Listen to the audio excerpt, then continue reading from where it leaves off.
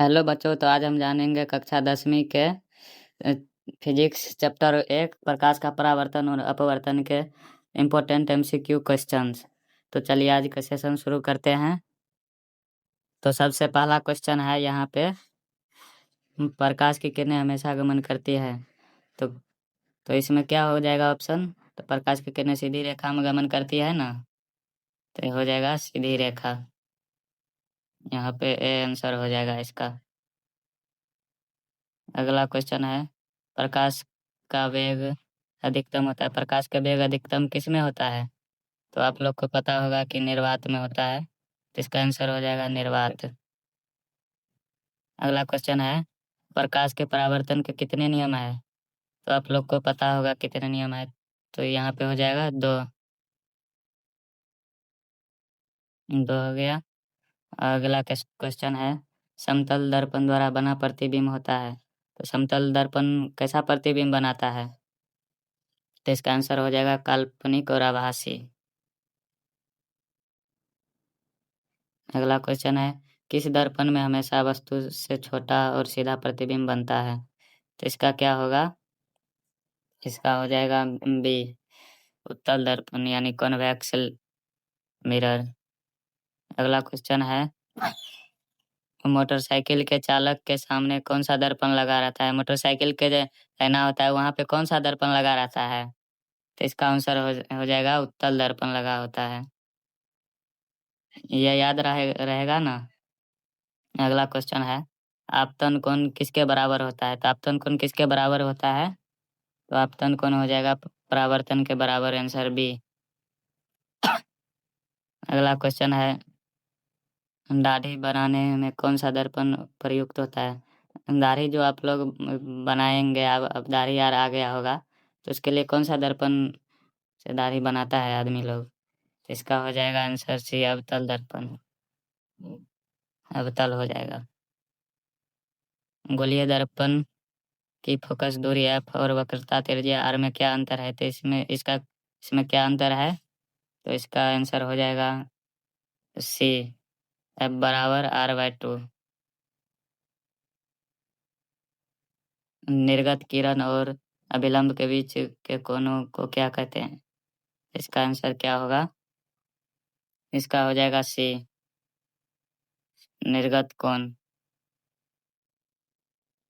अगला क्वेश्चन है, किस दर्पण से हम वस्तु का बड़ा प्रतिबिंब बना सकता है?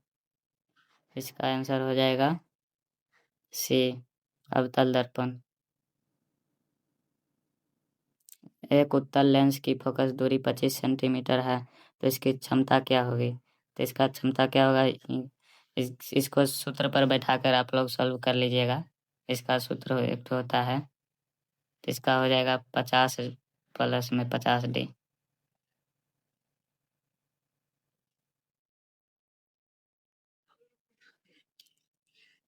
पानी में डूबी हुई छड़ी मुड़ी हुई क्यों दिखाई देता है? पानी में जब कोई चीज डूबा रहता है तो वह क्यों मुड़ा हुआ प्रतीत होता है? तो इसका आंसर हो जाएगा बी, प्रकाश के अपवर्तन के कारण। प्रकाश के अपवर्तन के कारण होता है। लेंस की क्षमता का सही मात्रक क्या है? लेंस की क्षमता का सही मात्रक क्या होता है? इसका आंसर हो जाएगा डायोप्टर। हीरा का अपवर्तनांक लगभग कितना होता है? तो यहाँ पे हो जाएगा 2.4.2 होगा।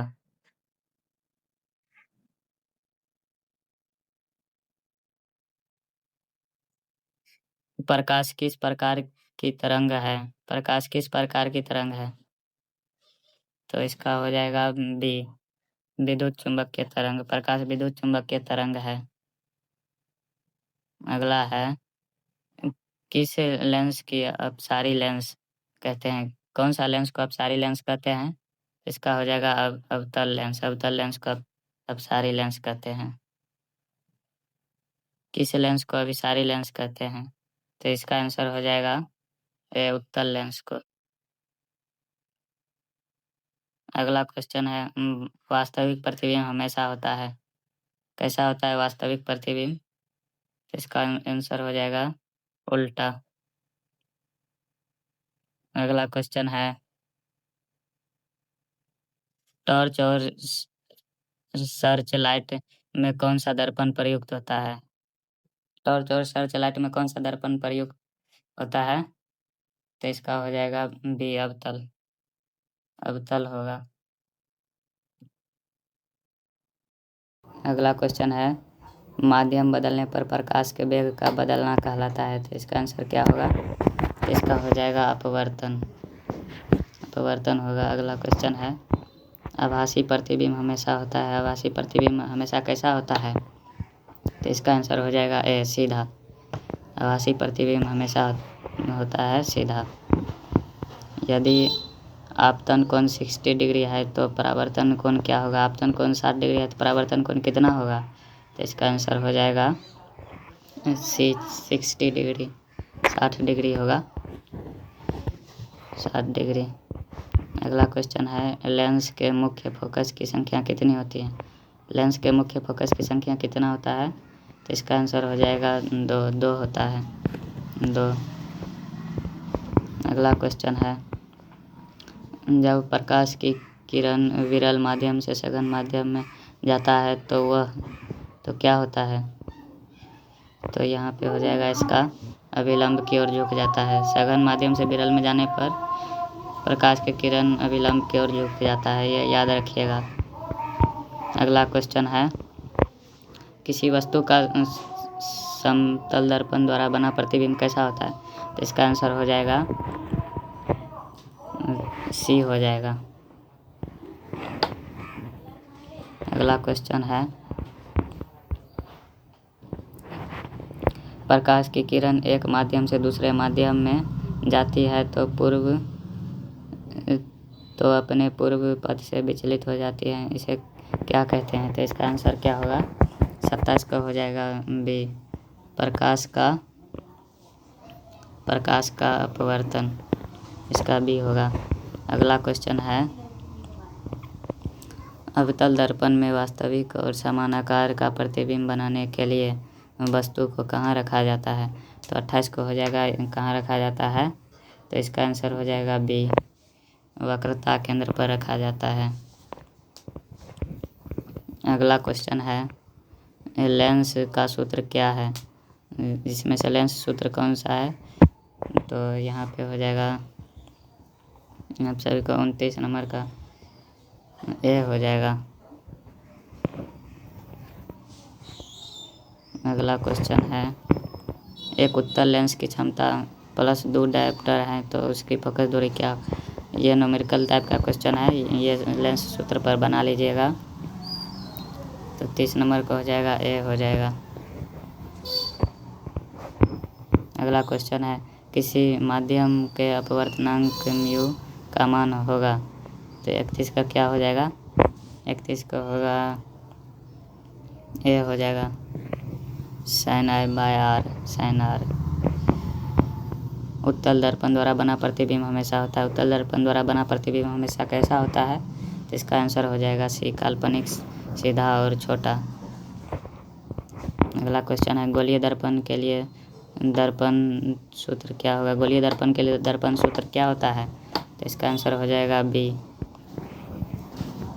अगला क्वेश्चन है प्रकाश एक माध्यम से दूसरे माध्यम में प्रवेश करने पर प्रकाश की चाल और दिशा में परिवर्तन हो जाता है, इस घटना को क्या कहते हैं? तो इसका आंसर क्या होगा? तो इसका हो जाएगा बी होगा अपवर्तन। अगला क्वेश्चन है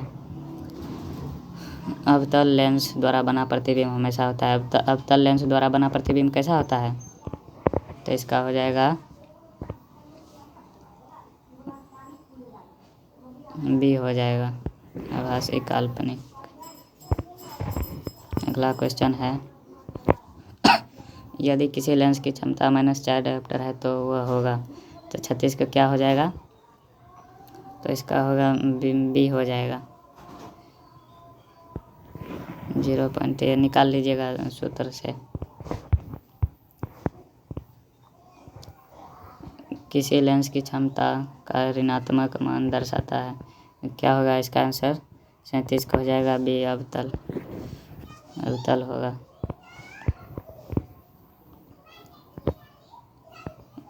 सौर भट्ठी में कौन सा दर्पण होता है? सौर भट्ठी में कौन सा दर्पण का उपयोग होता है? तो इसका आंसर हो जाएगा बी, अवतल दर्पण।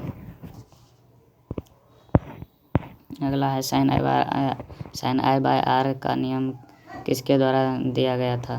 किसके द्वारा दिया गया था? इसका आंसर हो जाएगा बी, स्नेल का। इसी को ना स्नेल का नियम भी कहा जाता है।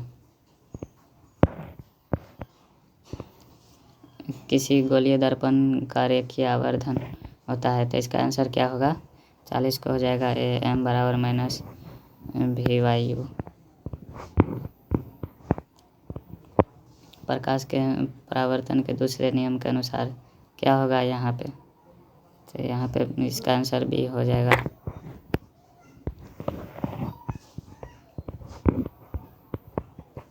टॉर्च से किस प्रकार के प्रकाश किरण पुंज की प्राप्ति होती है? तो इसका आंसर क्या हो जाएगा? सी हो जाएगा, अपरिचित प्रकाश किरण पुंज, डाइवर्जेंट। आवर्धन का ऋणात्मक होने पर प्रतिबिंब कैसा होता है? आवर्धन ऋणात्मक होता है तो क्या होता है? तो इसका आंसर हो जाएगा सी हो जाएगा, वास्तविक और उल्टा। वास्तविक और उल्टा हो जाएगा। प्रकाश की चाल सबसे कम किस माध्यम में होता है? प्रकाश की चाल सबसे कम कौन सा माध्यम में होता है? तो 44 को हो जाएगा, ये हो जाएगा कांच में सबसे कम होता है।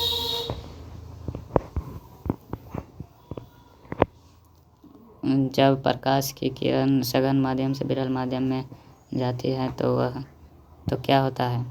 तो इसका हो जाएगा बी, अभिलंब से दूर हटती है। वह विलंब से दूर हो जाता है। अगला क्वेश्चन है, फोकस दूरी 20 सेंटीमीटर वाले दे जाए, इसका सूत्र से निकाल लीजिएगा। तो इसका आंसर हो जाएगा बी, सूत्र पर बैठा कर निकाल लीजिएगा। अगला क्वेश्चन है, एक प्रकाशिक माध्यम से दूसरे प्रकाशिक माध्यम में जाने पर किरणें मुड़ जाती है, इसका कारण है, इसका कौन सा कारण होगा? इसका हो जाएगा सी, माध्यमों में प्रकाश की चाल का अंतर, ये हो जाएगा। अगला क्वेश्चन है, अवतल दर्पण के ध्रुव पी और फोकस दूरी एफ के बीच रखी वस्तु का प्रतिबिंब कैसा होगा? इसका आंसर हो जाएगा सी हो जाएगा, आभासी, सीधा और बड़ा होता है। अगला क्वेश्चन है, लेंस का आवर्धन किसके बराबर होता है?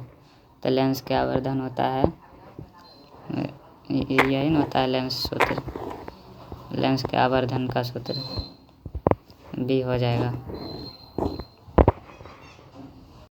तो मिलते हैं नेक्स्ट क्लास में। इसी तरह के वीडियो देखने के लिए चैनल को सब्सक्राइब कर लीजिए ताकि सबसे पहले आप तक वीडियो पहुंचे। अगर